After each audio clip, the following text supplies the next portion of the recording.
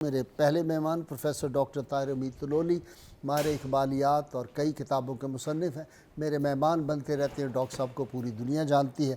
جی doctor Tahir امید طلولی۔ بسم اللہ الرحمن الرحیم۔ بھائی صاحب بہت شکریہ، بہت ایک منظرنامہ جو آپ نے راشد صاحب کے بلا بیان کیا ہے انتہائی مایوس کن ہے، اور ظاہر ہے سوسائٹی ایسے مسائل سے گزر رہی ہے، ہماری ناک بد اندیشی، بے بصیرتی اور تدبر سے خالی جو ہماری اسٹریٹجیز ہیں، ہمارے کام ہیں، اس کے نتیجے میں راشد صاحب سیدنا عثمان غنی رضی اللہ تعالیٰ عنہ کی ذات ستودہ صفات کا تذکرہ ہم کر رہے ہیں، آپ کی شخصیت کا تذکرہ کر رہے ہیں۔ راشد صاحب ایک بڑی بنیادی بات جس سے میں اپنی گفتگو کا آغاز کرنا چاہوں گا وہ یہ ہے کہ قرآن مجید اللہ رب العزت نے آپ صلی اللہ علیہ وسلم پر اتارا، آخری کتاب۔ ٹھیک۔ جب یہ قرآن مجید آپ صلی اللہ علیہ وسلم پر اتر گیا اور آپ صلی اللہ علیہ وسلم نے اس کتاب کی تعلیم دی، اس کتاب میں اللہ کے پسندیدہ بندوں کی کوئی خوبی اگر ہو سکتی ہے تو اس کا پہلا مصداق صحابہ کرام اور آل بیت اطہار ہیں۔ سبحان اللہ۔ لہٰذا سبحان جو اللہ۔ کوئی بھی صحابہ کرام یا آل بیت اطہار کے بارے میں کوئی بات کرتا ہے اسے یہ نقطہ ذہن سے فراموش نہیں کرنا چاہیے، کیونکہ خدا نہ خواستہ اگر ایسا نہیں ہے تو پھر ختم نبوت کا کیا معنی ہے، اور اللہ کی آخری کتاب کے قیامت تک قابل عمل ہونے کا کیا معنی ہے۔ سبحان اللہ۔ ہمیں پتہ ہی نہیں ہے کہ ہم صحابہ کرام کے خلاف اور آل بیت اطہار کے خلاف بے احتیاطیاں کر کے اللہ کی آخری کتاب کے قابل عمل ہونے پہ کوسچن مارک لگا رہے ہیں۔ یہ بہت بڑا ایک بے بصیرتی اور بہت بڑی آپ سمجھیں کہ غلطی ہے جو دین کے باب میں ہم سے ہو رہی ہے۔ تو ہمیں اس پہ ابھی آپ نے آیت بھی پڑھی، محمد رسول اللہ والذین معہ اشداء علی الکفار رحماء بینہم۔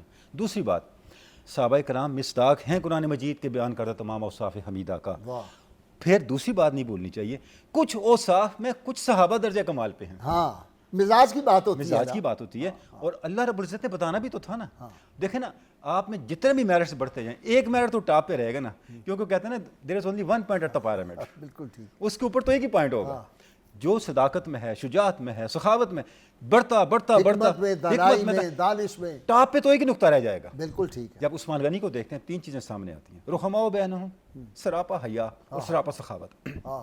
کیا سخاوت ہے، سراپا انکسار اور انکسار۔ ہائے ہائے۔ سیدنا عثمان فرماتے ہیں جب مجھے خلافت سونپی گئی، عرب میں سب سے زیادہ اونٹ اور بکریاں میری تھیں، آج میرے پاس صرف 2 اونٹ ہیں، وہ بھی اس لیے ہیں کہ میں نے آج کے لیے سفر کرنا ہے، بس سب کچھ رائے خدا میں سب کچھ لٹا دے دیا۔ دیا۔ اب تصور کریں کہ ایثار اور قربانی کا کیا عالم ہے، یعنی ہم تصور نہیں کر سکتے کہ ان ہستیوں نے اپنے رشتوں کو، وہ ایثار صرف مال دولت تک نہیں تھا، اپنے جذبوں کو، اپنی سوچوں کو قربان کیا، اپنے رشتوں کو قربان کیا، اپنے جو ان کے تعصبات تھے، وابستگیاں تھیں، ان کو قربان کیا، جو ایسی ایسی قربانیاں دیں جن قربانیوں کا تصور ہمارے عاشق خیال میں نہیں آ سکتا۔ طلولی صاحب، گورنر انکساری عرض دیکھیے، خلیفۃ المسلمین اپنے خادم سے کوئی غلطی کوئی ہوئی تو آپ نے اس کو کان سے پکڑا اور اس کا کان مروڑا زور سے ذرا، تھوڑی دیر بعد پتہ چلا کہ نہیں، آپ کو غلط فہمی ہوئی تھی، وہ بات اس طرح نہیں تھی۔ آپ اس کے پاس گئے، کہنے لگے یار بڑی غلطی ہو گئی، مجھے معاف کر دو اور تم میرا کان مروڑو۔ اس نے ایسے ہی پیار سے ہاتھ لگا دیا کان کو، انہوں نے کہا نہیں، جس طرح میں نے مروڑا تھا تم نے ایسے کیا تھا، اسی طرح اسی زور سے میرا کان مروڑو۔ اس کو حکم دیا، یہ میرا حکم ہے، تم امپلیمنٹ کرو۔ یہ انکساری ہو سکتی ہے ہمارے یہاں۔ جی ارشاد۔ جی صاحب، یہ جو آپ نے سیدنا عثمان غنی کا واقعہ بھی بیان کیا، اس کے پیچھے اسپرٹ کیا ہے؟ آپ صلی اللہ علیہ وسلم کی ذات پاک کے ساتھ تعلق، آپ پر ایمان اور آپ کی مکمل اتباع اور اطاعت۔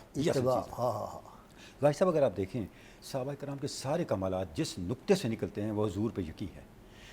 حضرت عثمان غنی اپنی خالہ کے گھر تھے، روایات میں ملتا ہے، بیمار پرسی کے لیے گئے، آپ صلی اللہ علیہ وسلم تشریف لے آئے، بات چل نکلی تو حضرت عثمان نے کہا یا رسول اللہ، آپ کا تو بڑا مقام و منصب ہے ہمارے نزدیک، لوگ بڑی بڑی باتیں کرتے ہیں، وجہ کیا ہے؟ آپ صلی اللہ علیہ وسلم نے فرمایا اشہد ان لا الہ الا اللہ، میں یہ دعوت لوگوں کے سامنے رکھتا ہوں، اور ساتھ قرآن شریف کی ایک آیت پڑھی، وفی السماء رزقکم وما توعدون فورب السماء والارض انہ لحق مثل ما انتم تنطقون، تمہارا رزق اور جو تمہیں وعدہ دیا جاتا ہے آسمانوں میں ہے، یہ اسی طرح سچ ہے جیسا تم بات چیت کرتے ہو۔ حضرت عثمان اس پہ ایمان لے آئے۔ غازی صاحب آپ دیکھیں حضرت عثمان کی ساری زندگی اس آیت پر یقین کی مظہر ہے۔ انہوں نے رزق کے لیے زمین کو نہیں آسمان کو دیکھا، جو وہاں سنا پہلے دن رسول اللہ سے، اس پہ کھڑے رہے حتیٰ کہ وہ غنی بن گئے۔